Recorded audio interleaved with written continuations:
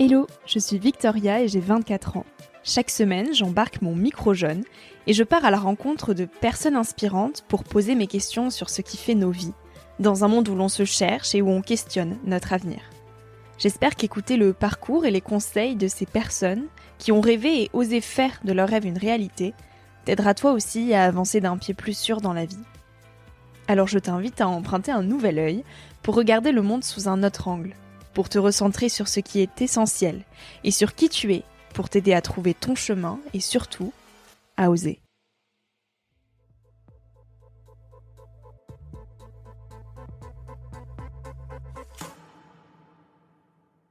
Il y a toujours quelqu'un qui vous tend la main, en réalité, mais vous ne le voyez pas forcément. Il y a toujours un homme ou une femme qui vous adore, qui vous admire, qui peut changer votre vie, qui peut vous aimer vraiment, mais simplement vous n'êtes peut-être pas prêt. C'est ça le tragique de l'existence, c'est que parfois, l'homme de votre vie, la femme de votre vie, elle est là, mais vous n'êtes pas prêt. Et vous la voyez pas, vous le voyez pas, vous le laissez partir.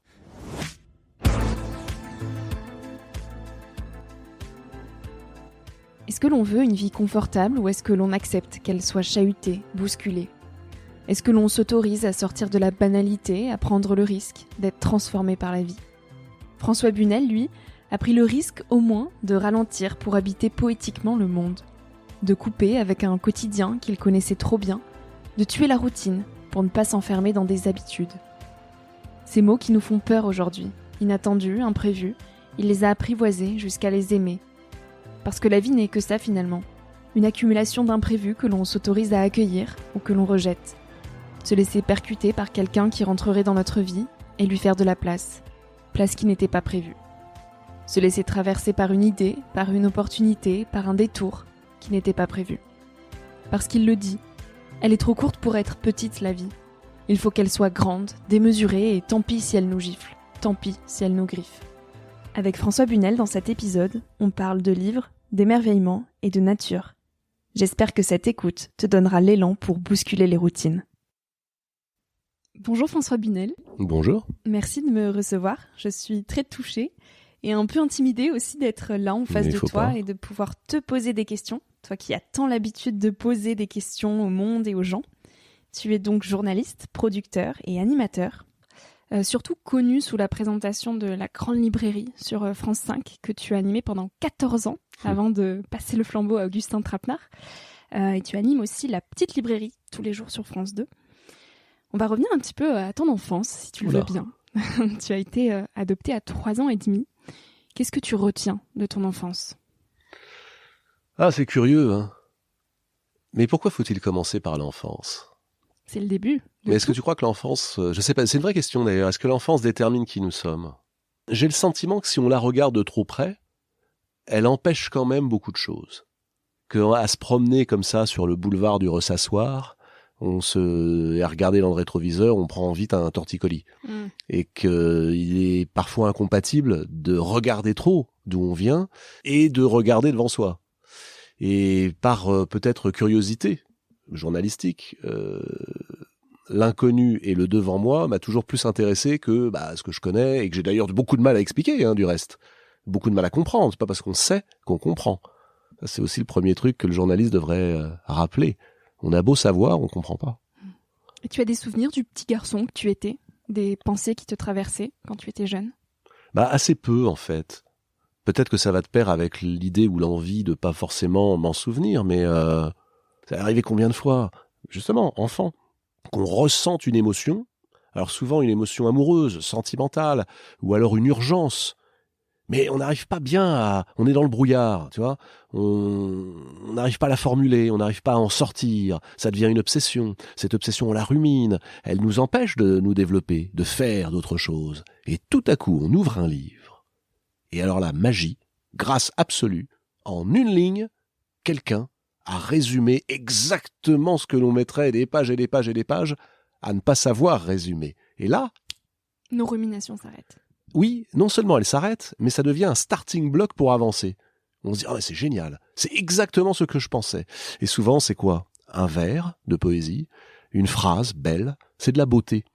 C'est la capacité à mettre en beauté, ça peut être une chanson, ça peut être un refrain, ça peut être un film, quelques images, une scène d'un film. Bref, c'est de l'art. Et ça vous met en route. Quand est-ce que tu as rencontré la littérature ? Ah, très jeune, ça pour le coup enfant. Et les premières émotions, je sais pas, mais en tout cas c'est certain que je me souviens parfaitement de ce que les livres ont fait pour moi. Je viens d'un siècle, le précédent, où il n'y avait pas Internet. Oui. Et il faut se rendre compte de ce que c'est que de grandir. Alors attends, c'était pas Cosette, hein, on n'allait pas chercher l'eau au puits, Oui. ça va, il y avait l'électricité et on se... Mais il y avait peut-être plus de livres que de téléphones dans les mains. C'est ça, il n'y avait pas de téléphone dans les mains, il n'y avait pas Internet, il n'y avait pas d'ordinateur portable, et il y avait une chose fabuleuse, une chose extraordinaire, une chose que l'on redoute et qui pourtant nous forme, une chose qu'il faut éviter et qu'il faut accepter d'embrasser, l'ennui. Les longues plages d'ennui. Le long, insupportable ennui. Et ça, c'est génial, parce que l'ennui, vous avez deux façons finalement de l'aborder. Soit vous le subissez, et là, c'est l'enfer. Quand est-ce que ma vie va enfin commencer ? Quand est-ce que je vais enfin embrasser le monde ? Aller le voir, le comprendre, être percuté par lui. Mais le problème, c'est que si vous rentrez là-dedans, à force de vouloir, ça n'arrive pas. Il nous manque aujourd'hui, cet ennui ? Oui, parce que l'ennui, l'autre manière de l'aborder, c'est de se dire comment je vais le dynamiter. Et alors là, je découvre les bouquins. Et je découvre les livres. Et je crois que vers, je sais pas, peut-être 6, 7, 8 ans, j'ai aucune idée, m'ennuyant, mais à un point pas possible. Mais un truc, voilà, une fois que vous avez épuisé tous les jeux, mais un ennui. Mais là, tout à coup, je tombe sur des trucs sur les contes et légendes, la mythologie grecque, et ce monde si gris, si banal, si tristement prévisible, est peuplé de sirènes, de monstres, de gorgones, de demi-dieux qui veulent devenir des dieux, de dieux qui voudraient devenir des humains, d'humains qui savent pas trop ce qu'ils vont faire, mais donc sont contraints de devenir des héros, de femmes exceptionnelles, d'hommes fabuleux. Et là, tout à coup, l'imagination se met en marche. Et évidemment, on n'a pas envie de rester dans son petit quant à soi, dans son petit lieu, dans sa petite banlieue, où l'horizon c'est une barre d'immeubles et une cour pleine d'asphalte et de bitume. Parce qu'on les voit, ces personnages-là. On se dit, mais il y a plus grand que nous. Il y a plus grand que ça. Le monde est vaste. On nous parle de pays absolument formidables, de fleuves, de montagnes, d'océans. Je veux aller voir ça. Et donc, tout à coup, les livres ont un pouvoir. C'est plus juste une espèce de parallépipède avec des pages qui se tournent, des signes bizarres à l'intérieur. Non, on déchiffre tout ça et on est acteur. Le lecteur n'est pas du tout passif. On croit que le lecteur est passif, mais pas du tout. Il est très très très actif quand il est passionné. Et plus que de lire, en quoi écrire, ça nous aide à construire une vie ? Alors, ça c'est une grande question. C'est une vraie question. Parce qu'il y a deux sortes d'écriture, je crois. Enfin, j'ai l'impression. Écrire, ça aide. Lire, c'est capital. Lire, c'est déchiffrer le monde. Ça, c'est certain. Parce qu'évidemment, à 7-8 ans, vous lisez les contes et légendes et puis vous ne prenez que ce qui vous intéresse. Et puis à 14 ans, 13 ans, vous tombez amoureuse ou amoureux. C'est inévitable. Et là, vous vous rendez compte qu'il y a une réponse à tous vos chagrins. C'est la poésie. Et vous vous posez déjà une question que, ensuite, vous allez oublier de vous poser. C'est bien triste, parce qu'à 17 ans, vous êtes trop sérieux, et puis à 20, vous êtes happé par les études et le boulot et l'angoisse. Et puis à 30, vous êtes dans le rang. Et à 40, vous êtes un bon petit contribuable. Et vous avez oublié qu'il y a une question que vous vous êtes posée à 12, 13, 14 ans, au moment des premiers émois, et que cette question, elle est essentielle, elle est capitale. Et cette question, c'est, à peu de choses près, on pourrait la formuler comme ça: comment puis-je habiter poétiquement le monde ? Comment on habite poétiquement le monde ? Eh bien, peut-être en revenant à des émotions premières. D'abord en n'ayant pas peur de l'émotion, en acceptant d'aimer, en acceptant de se laisser percuter par l'amour. Mais ça veut dire quoi ? C'est pas du tout jouer le ravi de la crèche, le neuneu, le niais, le naïf, pas du tout. C'est comprendre une chose très vite. C'est que quand vous êtes amoureux, amoureuse de quelqu'un, vous pouvez être aussi amoureux, amoureuse de quelque chose. Que ce qui vous attire d'abord, on va pas se mentir, c'est la beauté. Que vous trouvez. Alors la beauté, elle est jamais objective. Ce que vous trouvez beau, ou l'homme que vous trouvez beau, votre voisine ne trouvera pas forcément super. Les gens sont le reflet de leur culture, des mots qu'ils emploient. On tombe jamais amoureux d'un visage, on tombe amoureux des mots que le visage a prononcés. On tombe amoureux du regard qui a été lancé, du sourire et du mot juste, ou pas. qui a été prononcé. Et de ce que ça a procuré en nous. Mais bien sûr, parce que le mot, il réveille quelque chose. La manière dont il est dit, mais surtout ce qu'il dit. Alors, très vite, on se rend compte, enfin en tout cas moi ça a été ça, je me rends compte à 12, 13, 14 ans que les mots me permettent d'aimer mieux. Que si je veux exprimer mes sentiments, je vais trouver chez Ronsard, chez Aragon, chez Apollinaire, des mots extraordinaires qui correspondent à la sincérité que j'ai envie d'exprimer. Donc autant les prendre. Et pour revenir à l'écriture, est-ce que ces sentiments, tu les as écrits, posés sur papier? Bien sûr. Pour mieux les digérer? Oui, alors voilà, exactement. C'est-à-dire que je comprends à ce moment-là que dans le brouillard total dans lequel je navigue, mais alors total, à quoi ça sert? Quel est le sens de la vie? J'ai quand même pas envie de devenir comme mes parents, ni comme ces adultes que je vois et qui ont renoncé à tout pour se vautrer dans la société de consommation. Aucun avenir nous est promis. Qu'est-ce qu'on peut bien faire de nos vies? Etc., etc., Est-ce que tu te demandes autour de tes 15 ans? Oui, mais c'est ce que je me suis même à 20, à 30, et parfois même aujourd'hui. Même encore. Bon, oui, oui. Non, mais vraiment, je pense qu'on se pose toujours un peu cette question-là, malheureusement. Mais là, un des éléments de réponse, la réponse est jamais claire. C'est ça qu'on finit par comprendre. Un des éléments de réponse, c'est justement les mots des autres. C'est les mots des beaux écrivains. Voilà. C'est l'émotion que ça fait jaillir en toi. Et alors, une autre façon de bien... peut-être d'essayer d'arriver à pas se laisser engloutir, c'est effectivement, je crois, d'écrire. Mais alors d'écrire sans se prendre forcément pour un écrivain. Il y a deux façons, soit vous l'êtes, alors si vous êtes, vous qui nous écoutez, des génies, pas de problème, allez-y. Mais souvent, on l'est pas. Mais c'est pas grave, écrivez quand même. Fixez les idées. Écrire, pour moi, c'est une façon de savoir ce qu'on a vécu, de comprendre ce qu'on a vécu. Encore une fois, savoir et comprendre, c'est pas toujours pareil. J'ai beau savoir que ça brûle, le problème c'est que j'ai envie d'aller me brûler. C'est couillon, hein, mais ça s'appelle la condition humaine. J'ai beau savoir que c'est mauvais pour moi, je le sais parfaitement. Là, je sais parfaitement, il y a des gens qui s'appellent le GIEC qui nous disent tout ce qu'il faut pas qu'on fasse. Mais je comprends pas, on continue à le faire. Donc, on a beau savoir, on comprend rien. Et ça, on comprend très bien à l'adolescence, cette différence. Elle est pas aussi clairement exprimée, mais on la ressent. Je sais très bien qu'il faut pas que j'aille vers une telle. Elle va me détruire. C'est une personnalité toxique. Et puis j'y vais. Ça s'appelle la passion. Et l'écriture, ça nous empêche d'y aller? Ça nous empêche pas, mais ça nous soigne d'y aller. Ou d'y avoir été. On l'accepte. On est conscient d'y aller. Alors, les deux. On l'accepte et on se révolte. Comment faire pour prendre conscience, pour se réveiller, pour se tirer de ce sommeil? Eh bien, peut-être écrire. C'est-à-dire, tout à coup, vous vous dites, tiens, et si je me donnais, non pas la vie, mais 1 heure? Faites l'expérience, tiens, si vous nous écoutez. C'est une expérience que je vous propose. Très simple, vous n'allez perdre qu'1 heure de votre temps. Oh, allez, on échange 1 heure de réseaux sociaux contre 1 heure d'expérience, ça vous va? Ça vaut le coup. On essaye? On essaye, go. Très bien. On prend un exemple très très simple. Le dernier livre que vous avez lu, la dernière série que vous avez visionnée, le dernier film que vous avez vu, et peut-être même, allez, le dernier album ou la dernière chanson que vous avez écoutée, ok? Vous vous prenez 1 heure, pas 1 minute de plus, avec un papier, un crayon, ou éventuellement votre traitement de texte, et vous essayez de répondre à la question suivante. Qu'est-ce que ça m'inspire? Pas est-ce que c'était bon, est-ce que c'était pas bon? Pas est-ce que c'était bien, est-ce que c'est de la grande musique, un super film ou un grand livre? Non, non, non, non. Ça n'intéresse personne. Qu'est-ce que ça vous inspire? Est-ce que ça a touché une corde? Et si oui, laquelle? Est-ce que cette corde, vous êtes capable de la nommer? Ou est-ce que vous avez mis tellement de poussière dessus que vous voulez surtout pas la voir? Est-ce que cette corde, elle est capable de faire vibrer tout le reste de votre être? Ou est-ce que vous avez justement empêché tellement de choses que ça vibre plus?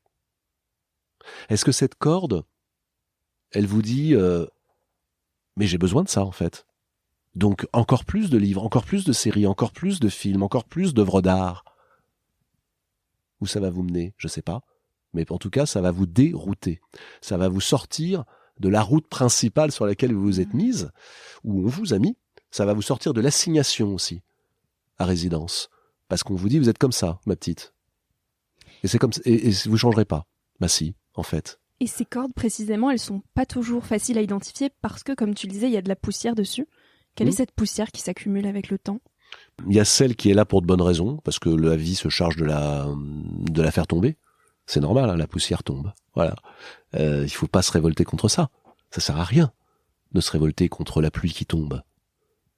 Une phrase géniale, moi, que j'ai découverte avec la philo. La lecture des philosophes, mais pas des philosophes conceptuels, hein, je pense à des philosophes qui sont des poètes. Par exemple, Sénèque, qui disait, mais en fait, c'est pas la pluie le problème. C'est vous. Apprenez à danser sous la pluie. C'est vous qui décidez que c'est froid, mouillé, compliqué. Les choses ne sont pas difficiles en soi. C'est nous qui les rendons compliquées. Exactement. C'est notre regard, c'est ce que nous portons comme regard dessus. Et donc cette corde pleine de poussière, c'est là qu'il faut dépoussiérer, c'est là qu'il faut apprendre à regarder. Apprendre à regarder est une chose qu'on ne nous apprend pas à l'école. On nous dit même l'inverse, on nous dit « Attends, dis donc cocotte, la curiosité est un vilain défaut, arrête avec tes questions. » Moi j'ai entendu ça toute mon enfance. Toute mon enfance. Primaire, secondaire, collège, lycée, tout le temps, et même à la fac. Punel, arrêtez avec vos questions. Bah non, en fait, je vais pas arrêter. Puis vous savez quoi ? Non seulement je vais pas arrêter, je vais en faire mon métier. Questionneur professionnel. On m'a souvent dit, il faut que tu acceptes que tu n'auras pas de réponse à toutes tes questions. Tellement je posais de questions tout le temps. Oui, mais ça ne vous empêche pas de continuer à les poser. Non. Vous savez, il y a une phrase qui m'a beaucoup marqué aussi, qui est la phrase d'un grand poète, Roger Caillois, qui disait « Tout ce que tu feras est dérisoire. Tu vas mourir, la planète aussi, ça ne sert à rien. Mais il est essentiel que tu le fasses. » On changera peut-être pas le monde, mais il est essentiel que nous on le fasse, parce que sinon, il y a un truc qu'on pourra plus faire, c'est se regarder dans une glace et se dire c'est moi. Comment on restaure cette curiosité dans nos sociétés ? C'est compliqué et simple à la fois. D'abord, on accepte de sortir du jugement de valeur, du jugement binaire. Encore une fois, on accepte de ne pas être critique et d'être journaliste, par exemple. Mais on se dit que quand on a une question, on écoute l'autre. On écoute. Et on restaure une valeur forte, fondamentale, que justement, me semble-t-il, aujourd'hui, pas mal de réseaux sociaux, je vais pas taper dessus à boulet rouge, hein, il y a des choses formidables dans les réseaux, mais qu'une espèce de dévoiement de l'idéal démocratique a perverti l'émerveillement. Aujourd'hui, tout le monde a un avis sur tout. Comme disait Coluche, on a surtout un avis. Hein. Mal informé, mal réfléchi, vite envoyé. On est dans la spontanéité, et la spontanéité, c'est l'ennemi. Ben oui, mais il faut comprendre, accepter ça. Acceptons ça. La vitesse, la spontanéité, c'est l'ennemi du bien vivre. Voilà, je peux aller très très vite d'un point à l'autre en avion. Ouais, ok. On en cause 2 minutes là ? Parce que si tu prends d'un autre côté le bus, si tu vas à pied, à cheval, en train, tu vas mettre un temps fou, hein. Mais qu'est-ce que tu vas vivre comme expérience ? Alors là, c'est autre chose. Tu seras plus la même jeune fille, le même jeune homme après. Et moi, c'est ça qui m'intéresse. Est-ce que tu es capable de te laisser transformer ? La réponse à ta question, c'est se reposer une autre question. Est-ce que j'accepte, est-ce que je prends le risque d'être transformé par la vie ? Et c'est ça, l'une des grandes questions. Est-ce que je veux que ma vie soit confortable ? Ou est-ce que j'accepte qu'elle soit chahutée ? Si j'accepte qu'elle soit un petit peu chahutée, je me prépare à de très grandes choses. Et on sort de la routine. Et oui, on sort de la banalité. On sort aussi un peu de l'angoisse. Parce que finalement, le meilleur moyen de l'angoisse, c'est de l'affronter. C'est d'aller se dire que le pire des risques, c'est de n'en prendre aucun. Donc prenons au moins le risque de ralentir notre vie, de nous laisser percuter par quelqu'un qui rentrerait dans notre vie, qu'on n'avait pas prévu, par une idée qu'on n'avait pas prévue. En fait, sortir de ces autoroutes de la pensée, avec des belles glissières de sécurité que vous allez vous prendre à un moment ou à un autre, tellement vous serez épuisé. Donc c'est ça, c'est accepter la part d'inattendu, accepter l'imprévu. Ce sont des mots inattendus, imprévus, qui font peur aujourd'hui. Et puis on fait tout pour que ça fasse peur aux jeunes. On vous dit attention, on vous prépare dès l'enfance à être un bon contribuable, à payer ce que vous devez payer. À vite cocher les cases. Oui, à d'avoir des étiquettes. Et vous, là-dedans, vous êtes quoi ? Un numéro ? Non. Non. Donc on revient à cette idée que un des meilleurs moyens, c'est de restaurer le sens de l'émerveillement. Mais on vit dans une société qui est malheureusement fondée là-dessus. Il faudrait être un peu subversif. Vous voyez, par exemple, sur quoi est-ce qu'on vit ? On vit quand même sur un truc qui est génial. Il y a des gens qui ont décidé qu'au commencement était le verbe. c'est-à-dire une parole qui vient d'en haut, Dieu le Père ou je ne sais quoi. Alors aujourd'hui, on est dans une tête plutôt laïque et c'est plus Dieu, mais il y a quand même un verbe. Voilà, au commencement, c'est comme ça. Et ben moi, je raye le mot, le verbe, et je vous mets au commencement, les enfants, les amis, était l'étonnement. Il y a un type un jour dans une grotte, il y a 60 000 ans, qui s'est étonné que 2 silex frottés l'un contre l'autre créent des flammes. Qui s'est étonné que les flammes éclairent du noir. Qui s'est étonné que, si je suis capable de faire ça, je peux cuisiner. Qui s'est étonné qu'au lieu de manger n'importe comment, je puisse raffiner. Qui s'est étonné qu'ensuite, à partir de mon silex, si je le trempe dans du rouge, je puisse dessiner. Qui s'est étonné que de mon dessin, je puisse faire quelque chose de joli. Et de joli, quelque chose de beau. Et de beau, quelque chose d'universel, etc., etc., etc. Et donc, qu'est-ce qu'on invente d'abord, avant la politique et la société? L'art. L'art. Le moyen de s'émerveiller. Qui s'est étonné que quand on regarde... Qui s'étonne aujourd'hui de la voûte céleste, du ciel, de la Voie lactée? Vous allez me dire plus personne, vous aurez raison, parce que de toute façon, si on habite en ville, on ne la voit pas. Il y a des réverbères partout, une pollution pas possible, et on voit même plus la beauté autour de nous. Eh ben, le job d'un journaliste, c'est de prendre le torchon, d'essayer de nettoyer l'ardoise, et de faire en sorte qu'en se posant des questions, en restaurant l'émerveillement, l'étonnement, la curiosité, on cherche la beauté là où la laideur l'a remplacée. Toi, tu as choisi de casser la routine pour restaurer cet émerveillement, en décidant, après 500 émissions, de quitter la grande librairie. Et tu écris, vous le savez, on crée en prenant des risques, pas en entretenant son ego ou en faisant éternellement ce qu'on sait faire, encore moins en se laissant piéger par la routine qui pousse à manquer de sincérité, donc de respect. Je ne veux pas tricher. La routine, c'est un piège? C'est le piège principal. À mes yeux. Je me trompe peut-être. Mais en tout cas, pour moi, oui, c'est le piège principal. C'est l'ennemi avec un E majuscule. La routine, c'est ce qui finit par t'enfermer dans des habitudes. Et les habitudes te pensent à ne plus réfléchir. C'est-à-dire que tu fais ce que tu sais faire. Alors tu le fais bien, parce que voilà, mais tu fais ce que tu sais faire. Or, la vie, c'est le mouvement, c'est le souffle, ça va de l'avant. C'est les autres aussi. Elle est trop courte pour être petite, la vie. Il faut qu'elle soit grande, qu'elle soit démesurée. Tant pis si elle nous gifle, tant pis si elle nous griffe. Encore une fois, c'est pas bien grave. Si on veut à tout prix se préserver des coups, c'est le meilleur moyen d'en prendre. Et cette phrase admirable que j'ai découverte très jeune aussi, qui était cette phrase de Ronsard, tu sais, qui dit « Et ne pas découvrir au seuil de mon tombeau que je n'ai pas vécu ». C'est génial quand même. C'est pas du tout triste. Ne pas découvrir au seuil de mon tombeau que je n'ai pas vécu. J'aurais pu aimer, j'aurais pu être quelqu'un d'autre, j'aurais pu faire plein de choses, et puis je l'ai pas fait parce que je suis resté dans la routine, je suis resté dans la route. Ah oui, mais qu'est-ce que je le regrette. On a envie de vivre avec des regrets? T'as envie de vivre avec des regrets? Pas du tout. C'est pour ça que je tente autant de choses. Mais comment on dépasse ces peurs de l'incertitude? Parce que bien souvent, c'est les peurs qui nous empêchent de prendre des risques. Je crois qu'on la dépasse aussi un peu grâce à l'art, non? Grâce à des livres, grâce à des gens, ça c'est sûr, grâce à des rencontres. Oui, c'est vrai. Grâce à des rencontres, faut faire des rencontres. Mais faire des rencontres, ça veut dire aussi sortir de ses habitudes. Il faut accepter de sortir de soi. Il faut prendre le risque de sortir de soi. Ça vient pas tout de suite. Et ça marche pas à tous les coups, surtout. Il faut essayer 1 fois, 2 fois, 3 fois. Il faut accepter des échecs. Il faut accepter d'échouer, en fait. C'est ça aussi. C'est quoi l'échec? Est-ce qu'il y a vraiment un échec? Non, il y en a pas. En réalité, non. Mais on peut le ressentir, et c'est normal. L'échec, c'est de se dire, en fait, j'espérais quelque chose et ça n'est pas venu. On le ressent comme un échec, alors qu'évidemment, c'en est pas un. Mais c'est à la fin du chemin, quand on se retourne, qu'on s'aperçoit que c'en était peut-être pas un.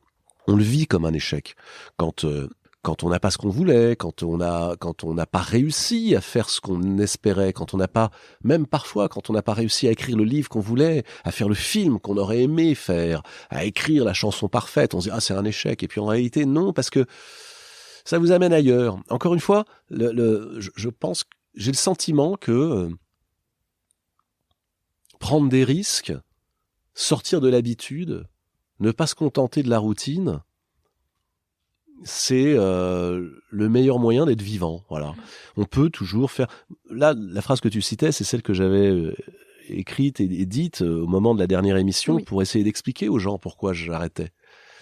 Parce que c'est pas facile de faire comprendre ça.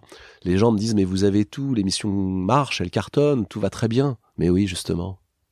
Mais c'est quand tout va très bien qu'il faut rebattre les dés. Et c'est aussi accepter de se désidentifier de cette fameuse étiquette que les gens pouvaient te mettre. C'est vrai. François Bunel, c'est la grande librairie. C'est vrai. Mais moi, je sais pas trop qui est François Bunel. J'ai pas trop d'idées. Tu sais qui tu es, vraiment, toi? J'y travaille tous les jours. Ah, c'est bien. Mais je pense que Et tu trouves ça prend une vie. J'ai des petites réponses, de temps en temps, ça arrive. Oui, c'est ça, il y a des petites réponses. Mais c'est pas bien grave. Ce que j'aime bien, c'est l'idée qu'on soit plusieurs. Non pas simultanément, parce que là, c'est un cas clinique, ça s'appelle la schizophrénie. Hein. Faut faire gaffe. Je me méfie beaucoup des gens qui doutent pas, qui savent qui ils sont. Souvent, c'est leur ego qui parle. Et surtout, ce qu'on est aujourd'hui, ça sera certainement pas ce qu'on sera demain. Eh ben, évidemment. Encore une fois, on revient à tout ça, on est dans un fleuve, une rivière. Moi, j'aime bien les fleuves parce qu'ils vont de l'avant. Les rivières, elles coulent, elles vont de l'avant. Les marigots, où l'eau reste stagne, on y chope pas mal de maladies. À commencer par la maladie de l'ego. Et donc ça, moi, non, pas vraiment. Alors, l'idée, c'était aussi de se dire, bon ben voilà, ça, je l'ai fait. Il y a des gens qui aimeront pas. Demain, ils aimeraient pas davantage. Il y a des gens qui aiment beaucoup, mais c'est pas grave, je vais trouver quelqu'un qui va le faire aussi bien et peut-être même mieux que moi. Parce Augustin que c'est tout à fait possible. Et c'est Augustin, absolument. Et je suis très heureux de ça. Mais moi, je suis appelé par autre chose. C'est-à-dire que tout à coup, tu sais, c'est bizarre. Tu vois pas venir les choses. Je compare vraiment ça à des histoires d'amour. La vie, c'est tout le temps la même chose en réalité. C'est-à-dire que t'es bien, tout se passe bien. Voilà. Qu'est-ce que tu veux que je te dise? Tout va très bien. Tout roule. L'émission cartonne. Elle est passionnante à faire. T'as la chance de faire de ta passion ton métier. Tu te rends compte? Moi, si on m'avait dit à 15 ans, oui, ton métier, ce sera de bouquiner toute la journée et puis de poser des questions parfois impertinentes à des gens beaucoup plus intelligents que toi, je me serais dit, ça n'existe pas, ça. Ça existe. Ah bon, bah d'accord. Bon, alors j'ai fait ça pendant 14 ans. J'ai adoré le faire. Et puis à côté, voilà, à un moment, je me dis, bon, comme je suis passionné par l'image, et je peux poser cette autre question qui est comment est-ce qu'on peut éveiller les consciences à quelque chose qui me tient très à cœur, parce que l'émission en 14 ans, elle a aussi ses petites obsessions. Et une de mes obsessions, je l'ai dit tout à l'heure, c'est ça, cette question, comment on habite poétiquement le monde. Peut-être qu'il faut accepter de le regarder. Donc j'ai toujours aimé inviter ces gens qui racontent le monde. Qui transmettent mais qui le racontent. Ça va de l'astrophysicien au poète, en passant par le grand voyageur. Pour moi, si on met ensemble Cyril Dion, Sylvain Tesson et Hubert Reeves, et Christian Bobin, on aboutit à une formidable solution à cette question, comment habiter poétiquement le monde et que faire pour que demain notre maison, c'est-à-dire la planète, le monde, aille mieux. Et si tu rajoutes Jim Harrison, qui est un des grands écrivains qui parle de ça, voilà, t'as quelques éléments de réponse. Et donc, à un moment, je me dis, tiens, on va faire un film. Et j'ai pas envie d'un énième portrait de journaliste, j'en ai déjà fait, j'ai eu la chance de pouvoir en écrire, en tourner. Et j'ai envie de faire un film qui parlerait du monde, de notre rapport à l'environnement, à la planète, à l'écologie, mais sans le mot écologie. Il y en a un qui habitait poétiquement le monde, c'est donc Jim Harrison. Et tu viens de réaliser un film en hommage à lui, qui s'appelle « Seule la Terre est éternelle ». Comment on raconte l'histoire de la nature? Parce que finalement, raconter l'histoire de Jim Harrison, c'était aussi raconter l'histoire de la nature. Oui, t'as raison, c'est exactement ça. C'est une grande question, ça. Comment tu racontes l'histoire de la nature? Mais c'est passionnant. Soit on le raconte de manière didactique, c'est très bien, mais c'est hyper angoissant. C'est-à-dire qu'on prend des experts et là, on aligne les chiffres. Et les chiffres donnent le vertige parce qu'ils nous donnent tort. Et ils disent ce qui est. Et moi, ce qui m'intéresse, c'est ce qu'on pourrait faire. Alors bien sûr, il faut savoir ce qui est. Ok. J'ai toujours trouvé que si on voulait trouver des solutions, il fallait accepter d'être inspiré et que les poètes, les romanciers, les écrivains, les cinéastes pouvaient nous fournir des clés d'inspiration, des mots. Donc c'était ça l'idée. Je vais pas faire un portrait de cet écrivain que j'admire comme écrivain, mais comme homme qui lui a décidé de revenir aux grands espaces, de quitter les villes, d'aller se paumer au fin fond du Montana, d'aller pêcher sur la Yellowstone, de vivre le plus poétiquement possible et d'aller chercher dans la sagesse indienne, celle des Sioux Lakota, puisqu'il vit sur ce territoire qui est un territoire sublime, les grands espaces, mais qui sont aussi peuplés de fantômes, ceux que les Blancs ont génocidés, puisqu'il faut employer le mot, à savoir, nous sommes non pas les maîtres et les possesseurs de la terre et de la nature, mais les locataires. Et au lieu de vouloir à tout prix la dominer, on serait avisé de vouloir la protéger. Nous sommes les gardiens de la terre, disaient les Sioux, pas les propriétaires. Et ça nous oblige, moralement, à ne pas la considérer comme étant là pour notre unique bénéfice. Et j'ai trouvé cette parole absolument forte, d'autant plus que Jim Harrison propose des choses concrètes qu'on montre dans le film. Voilà, il y a des petites choses qu'on peut faire chacun et qui permettent de vivre mieux. Mais je reviens à ce qu'on disait tout à l'heure. Pourquoi est-ce qu'on arrête tout à coup et qu'on quitte ça? Parce que justement, quand on passe quelques semaines avec Jim Harrison et à faire un film comme celui-ci, eh ben, on est profondément dérouté. On se dit, ça peut plus être comme avant. L'émission, La Grande Librairie, elle est fascinante, elle est passionnante. Je lis 4 à 6 livres par semaine. Je passe, 5 à 8 heures par jour à lire. 5 jours sur 7, toute l'année. Voilà. Vacances comprises. C'est passionnant. Et puis un jour, parce que tu as fait un film qui vient des tripes, qui est pas du tout formaté, dont la télé ne voulait pas, qu'on a sorti au cinéma, et que les gens ont été voir, puisqu'il y a 100 000 entrées, là où nous en pronostiquaient 5 000, un jour, des producteurs te disent « Mais nous, on pense que derrière votre film, il y a du cinéma. On adore la manière dont vous filmez. Vous n'avez pas envie d'en faire d'autres? Et vous n'avez pas envie de faire une fiction qui raconterait l'environnement, l'écologie ?» J'y avais jamais pensé. Vraiment. Jamais. Ça m'avait jamais donné envie, ni traversé l'esprit. Mais à partir du moment où quelqu'un d'autre vient vous voir en vous disant « Vous n'avez pas envie de faire ça? Parce que moi, j'y crois. Et si vous avez envie de le faire, je vous produis.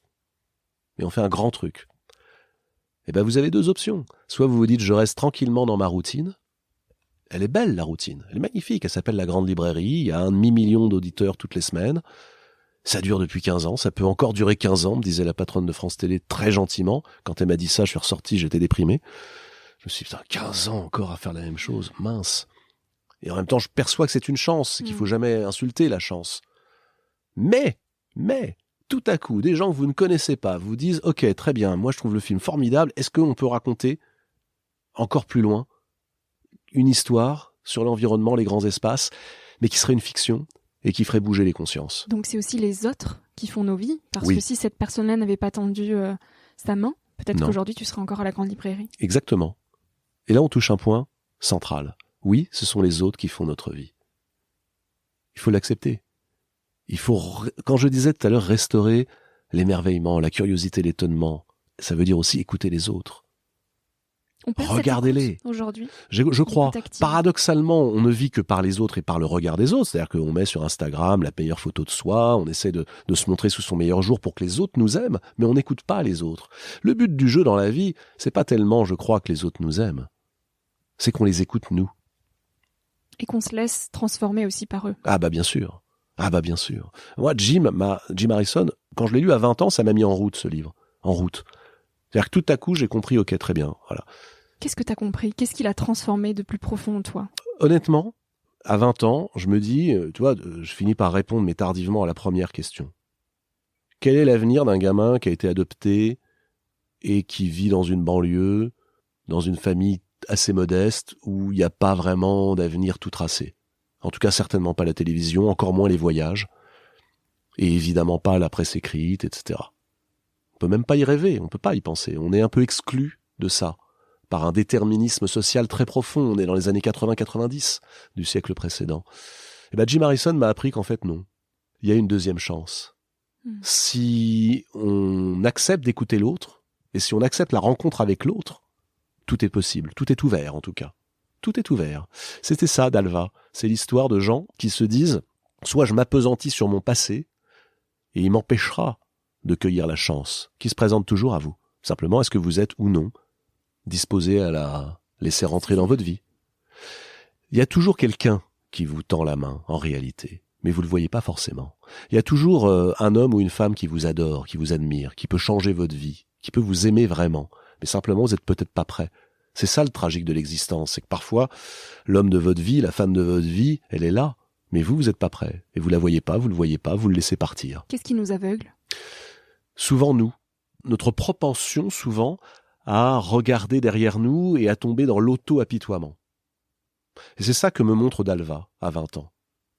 C'est-à-dire 2 personnages, l'un qui a bonne raison de s'auto-apitoyer, qui a eu une enfance terrible, difficile, compliquée, et puis tout à coup, on lui tend la main et il voit rien. Il est en colère contre le monde. Il a peur.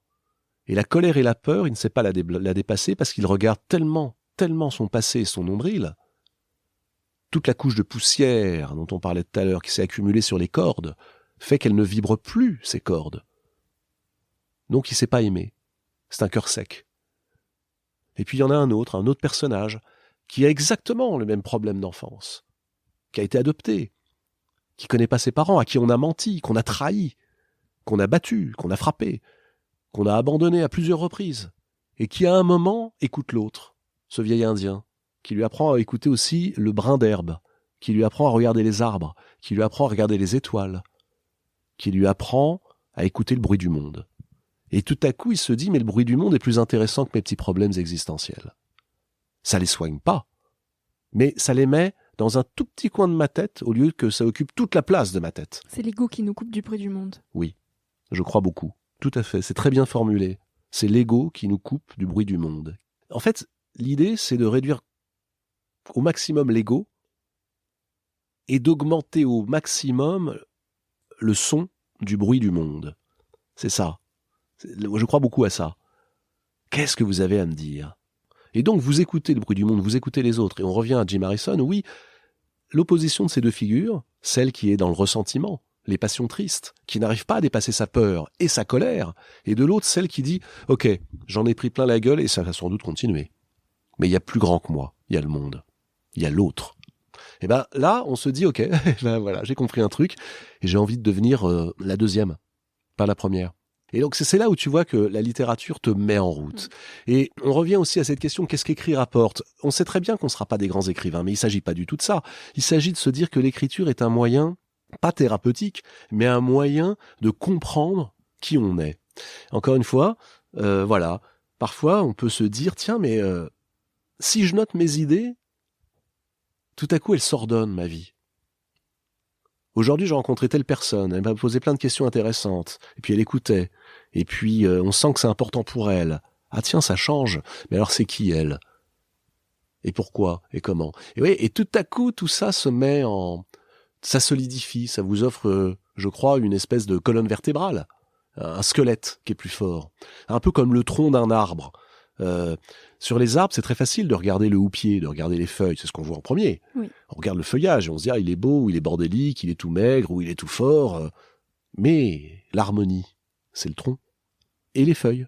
Et le tronc, ce qui est génial, c'est que c'est lui qui nous donne l'âge. Il y a une écorce. L'écorce, elle est plus ou moins grosse, elle est plus ou moins attaquée. L'écorce, c'est l'apparence. L'écorce, c'est ce qu'il faut percer. C'est cette espèce de vernis sur le tableau qu'il faut gratter pour essayer de comprendre. Donc, le tronc de la vie de Jim Harrison, c'était aussi la liberté. La liberté, c'est quoi pour toi ? Oh là là, quelle question. Bah, la liberté, c'est de pas tricher. C'est la liberté, c'est ça, c'est de se dire je suis vraiment libre quand je fais autre chose que ce qu'on me demande de faire. Par exemple, si j'accepte de continuer encore à faire cette émission alors qu'on me propose de faire un film, ce qui est totalement incompatible. Faire un film, c'est passer tous ses jours, toutes ses nuits, pendant 2 ans, à ne penser qu'à son film. Tu vois, à l'écrire, à accoucher d'un scénario, à tourner le film, à le monter, voilà, c'est magique, c'est extraordinaire. Et puis faire la grande librairie, c'est passer toutes ses journées et une partie de ses nuits à penser à l'autre. Pas seulement l'écrivain que je vais recevoir, mais le public. Qu'est-ce que je peux vous apprendre ? Comment je peux vous inspirer dans cette émission ? Donc c'est incompatible de faire les deux, parce que la journée n'a hélas que 24 heures. Donc il faut choisir. Et la liberté, et qu'en plus il faut ralentir. La liberté, tu vois, c'est ça, c'est de se dire, ce qui est une angoisse, comment choisir entre deux choses, je le transforme en liberté. Donc je fais un choix. Et on revient à ce qu'on disait tout à l'heure, je prends un risque. Oui, je prends un risque. Je quitte une émission où, honnêtement, j'ai la chance d'avoir des gens qui me suivent, qui aiment bien ce que je fais. Et puis aussi, on peut dire les choses. J'ai un salaire, voilà, on n'est pas très bien payé, mais on est payé. Ça suffit. Pour un truc où je vais pas être payé, enfin si, dans 2-3 ans, je sais pas du tout si je suis capable de le faire. Je n'ai aucune certitude, je n'ai que des doutes. Est-ce que je suis capable de faire un film ? Je sais pas. Mais des gens pensent que oui. Quel homme serais-je, quelle femme serais-tu si face à des gens qui croient en toi et te disent « Allez, on essaye ». Et nous, on prend le risque. Tu disais « Non, je préfère mon petit confort ». bah peut-être que tu serais quelqu'un de bien, mais moins libre. Et je crois que la liberté, c'est ça, c'est de se dire, je vais voir. Depuis tout petit, je fais du bateau. Parce que j'ai toujours voulu savoir ce qu'il y avait de l'autre côté. Je regardais la mer, tu vois, et je me disais, c'est beau, bien sûr c'est beau. Et donc d'abord, je me gavais de beauté. Et puis tout à coup, au bout d'une heure, je voyais l'horizon. Et je me disais, c'est génial, une ligne d'horizon, mais elle recule tout le temps. Ce qu'il y a à l'horizon. Puis après, ce qu'il y a derrière l'horizon. Sauf qu'évidemment, il se recule tout le temps. Et c'est ça la magie de la vie et sa beauté. C'est qu'on ne l'épuisera jamais. Vous pouvez poser plein de questions, vous n'aurez jamais les réponses, mais en formulant 100 fois la question, vous approcherez, tout à l'heure tu m'as dit j'ai des petites réponses. Eh ben elles sont belles les petites réponses, elles valent mieux que les grandes réponses. On les additionne, c'est des sables, et on met tout le sable ensemble et on fait des grands châteaux. La première vague les emportera, mais on s'en fout. C'est pas grave, on les aura construits nous-mêmes. Et c'est beau. Et au final, qu'est-ce qui rend une vie riche quand on se retourne à 90 ans? Bah, je les ai pas encore, je te dirais dans 40 ans, 45 ans. Je sais pas. J'en sais rien. Certainement pas l'argent. Moi, j'ai un peu tendance à penser que ce sont les rencontres. Les rencontres amoureuses, les rencontres amicales, les rencontres de mentors, les rencontres avec des gens qui vous élèvent, même brèves, les rencontres avec des anonymes mais qui vous inspirent. Pendant longtemps, j'ai beaucoup voyagé avant de poser mes valises à la grande librairie et j'ai après essayé de mettre un peu de reportage dans l'émission en faisant des carnets de route, en allant voir les écrivains chez eux, etc. Mais pendant les 4-5 ans où je faisais du grand reportage, quand j'avais 23, 24, 25 ans, en Afrique, je ne voyais pas les écrivains, je voyais les anonymes, ceux qu'on appelle les vrais gens. Et ils m'ont tout autant inspiré que John le Carré, Philippe Roth ou Jim Harrison. Bien sûr. Et donc je pense que c'est ça la richesse d'une vie, c'est l'autre, c'est les autres, c'est les rencontres.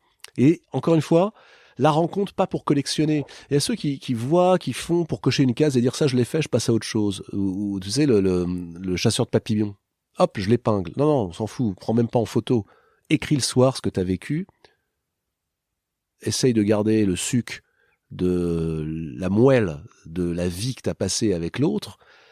Et de voir en quoi l'autre t'a appris quelque chose. Moi, par exemple, il y a une chose que je trouve fabuleuse, c'est que la vie nous sort des étiquettes que un vernis de culture nous force à accepter.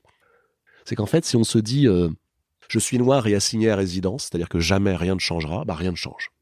Si on se dit je suis noir, assigné à résidence dans un pays raciste, mais je vais écrire, bah il y a peut-être une chance pour que 1 plus 1 plus 1 plus 1 plus 1, ça fasse bouger les choses. Et on revient à la phrase de Roger Caillois, c'est dérisoire ce que tu feras.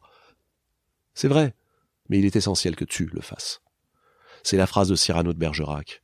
On manque de panache, en fait. Rappelle-toi, Cyrano, c'est le plus grand texte de tous les temps, Cyrano. Oui. Il y a tout, toutes les émotions sont convoquées. Et la fin de Cyrano, c'est admirable quand il est mourant et qu'on lui dit « mais ça sert à rien, calme-toi, reste calme ». Et qu'il a cette phrase, il dit « ah, je vous vois, je vous reconnais là, tous mes vieux ennemis, la bêtise, les préjugés, la sottise. Quoi ? C'est inutile, vous allez me mettre bas. Qu'importe, je me bats, je me bats, je me bats. C'est inutile, dites-vous. Mais on ne se bat pas dans l'espoir du succès. C'est encore plus beau lorsque c'est inutile. » Voilà, tout est dit, tout est là. Bien sûr, ça changera pas le monde. Dans les grandes masses. Bien sûr, vous allez à un moment tomber. Mais il est essentiel que vous le fassiez. Parce que ça va nous changer de nous-mêmes. Oui. Et qu'un jour, quelqu'un qui vous lira, qui t'entendra, qui écoutera ce podcast, se dira oh, « ça m'a inspiré », ne serait-ce qu'une phrase. Et ça, c'est les grains de sable. D'abord, ils vont venir gripper cette machine terrible à vous broyer quand vous êtes jeune, quand vous êtes ado, et quand vous êtes d'ailleurs un peu moins jeune. Le grain de sable qui va juste dire à la machine « arrête, on veut plus de toi ». Et donc les livres, les films, les chansons, tout ça, c'était les moyens d'y échapper. Et je voyais bien que ça déposait des grains de sable en moi, et ces grains de sable bloquaient le mur. Est-ce que l'amour aussi nous aide à y échapper ? Tu as beaucoup parlé d'amour. Qu'est-ce que la rencontre amoureuse, qu'est-ce que tomber amoureux peut changer d'une vie ? Absolument tout. Absolument tout. Je ne sais plus qui disait, il n'y a qu'un seul péché, c'est de brider ses émotions. Ce ne devait pas être un curé, hein. Ça doit être Henri Miller ou alors un Bukowski quelconque. Mais c'est vrai. On nous apprend aussi ça. Oui, mais bon, soyez critiques, soyez sceptiques. Attention, faites attention à l'autre. Non, faites pas attention. Faites attention à vous. Faites attention à ce que vous entendez et qui vous empêche d'aller. Les ailes, c'est pas les autres qui vous les coupent, c'est vous qui vous les coupez. Si vous n'acceptez pas la passion, si vous n'acceptez pas de brûler, vous ne serez jamais éclairé. Même chose, il y a cette phrase extraordinaire que disait la Boétie, Montaigne, Nietzsche, le feu qui me brûle, c'est celui qui m'éclaire. Donc si vous ne voulez pas être brûlé par le feu de la passion, vous ne serez jamais éclairé. Donc il faut accepter de s'abandonner aussi dans l'amour. Et oui, on revient à la prise de risque. Oui. Soit vous êtes dans la routine, le confort. Ah ouais, c'est confortable, hein. Vous êtes dans votre petit truc. Oui, vous contrôlez. Mais est-ce que vous contrôlez vraiment une passion amoureuse ? Non. Il faut accepter. Bien sûr que c'est difficile. C'est vertigineux, c'est extrêmement dangereux. Mais si ça marche, alors là, ça vous donne des ailes, ça décuple votre énergie, ça vous emmène là où vous ne pensez pas que vous pouviez aller. Ça fait de vous quelqu'un qui ose l'aventure. Et surtout, ça vous propulse vers des sommets. Ça vous donne une énergie que vous n'aviez pas. Ou que vous ne saviez pas que vous aviez. Parce que vous l'avez en réalité. Simplement, elle est bridée, voilà, les fameux grains de sable, la fameuse couche de poussière. Si vous bridez vos émotions, si vous mettez un petit mouchoir sur tout ce que vous ressentez... On vit à demi-mesure. Oui, et la demi-mesure, bon, j'ai bien compris que tout nous incitait dans cette société à nous y abandonner. Oui, c'est vrai, mais c'est pas vivre. C'est pas vivre. Vivre, c'est pas se contenter de respirer. Les poissons rouges respirent. Ah bah oui, mais vous avez envie d'être ça, vous, un poisson rouge dans un bocal ? Allez, non mais sérieusement. Ah bah non, carrément. Donc laissez-vous percuter. Il faut accepter ça. C'est très dur, c'est violent. La passion, c'est un truc que vous ne contrôlez pas. L'amour, vous ne contrôlez pas. Alors il n'y a pas que l'amour-passion, parce qu'en plus, c'est vrai qu'il y a des moments où on est passionné, et puis il y a d'autres choses. Il y a un amour moins passionné peut-être, plus beau aussi. Non pas qu'il s'use et qu'il se lisse, loin de là, mais aimer, c'est aussi faire de la place à l'autre. Hein. Oui. C'est le prendre comme il est. C'est accepter de ne pas vouloir le façonner. C'est se dire j'aime l'autre parce que je l'admire. Si vous l'aimez pour ce qu'il peut vous apporter, vous ne l'aimez pas. Vous vous aimez. Vous voyez, on revient à cette histoire d'auto-apitoiement, d'ego, de « ah, j'ai de bonnes raisons, tu comprends, j'ai été abandonné, j'ai eu un deuil, une période difficile, mon enfance ceci, un accident peut-être. » Oui, ce sont des bonnes raisons. Mais ces bonnes raisons vont vous empêcher de vivre. Non, aimez l'autre pour ce qu'il est, ce qu'il va vous apporter, parce que vous l'admirez. La beauté de l'autre, c'est l'admiration que vous lui portez. C'est pas physique, c'est pas plastique, c'est pas que ça. C'est ça aussi. Mais je crois beaucoup à ça. Voilà, je crois effectivement que l'amour, mais pas l'amour... encore une fois, c'est pas un amour naïf. C'est, waouh, j'aime admirer. Tout ce qui est intéressant m'intéresse. C'est pas l'amour qui va nous sauver, mais c'est l'amour qui va nous élever. Finalement. Il va nous construire surtout. Ouais. Il va nous construire, il va nous aider à comprendre, à nous élever un tout petit peu. On va monter d'un niveau. On va monter d'un cran, en fait. Voilà. On est un peu dans cette... on est tous un peu enlisés. Et hop, ça nous aide à monter d'un cran. C'est un marchepied. C'est pas une solution immédiate. Alors attention, hein. C'est beaucoup moins confortable que de dire j'aime rien ni personne et je sais tout. Ça, c'est la position confortable.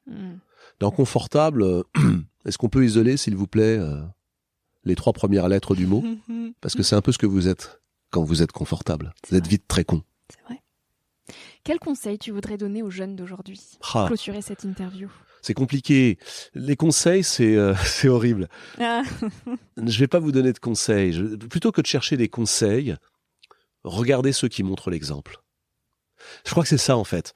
Il y a toutes les phrases dont je parlais. Oui. Tout ça est dérisoire, mais il est essentiel que tu le fasses. Cherchez l'essentiel. Posez-vous une question. Qu'est-ce qui est essentiel pour moi et pour le monde ? Pas que pour moi et pour le monde et pour moi. Et puis surtout, cherchez pas des gens qui vont vous donner des conseils. Regardez ceux qui vous inspirent. Regardez ceux qui montrent l'exemple.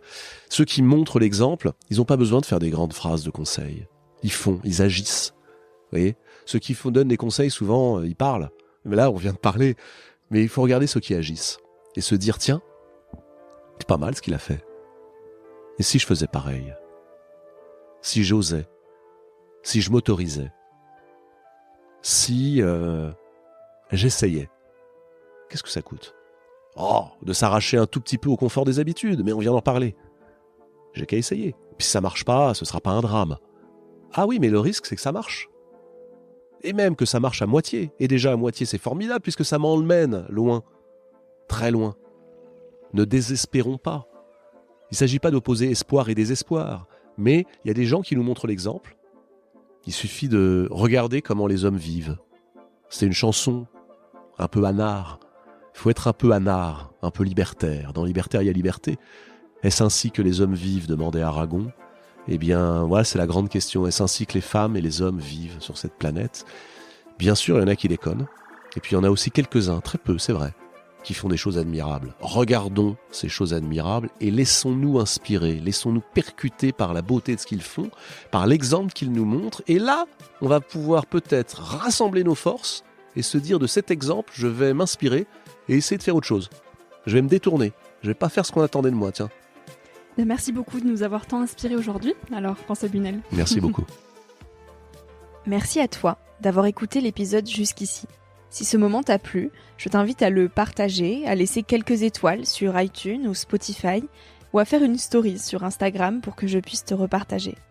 En attendant de se retrouver lundi prochain, tu peux me suivre au quotidien et m'écrire sur la page Instagram Nouvel Oeil. Sur le site internet www.nouveloeil-podcast.com, tu pourras aussi t'abonner à ma newsletter. J'y partage des inspirations, des nouvelles, des astuces et des petites choses qui font notre quotidien. Je te dis à la semaine prochaine pour de nouvelles aventures et en attendant, savoure la vie comme il se doit et fais des choses folles.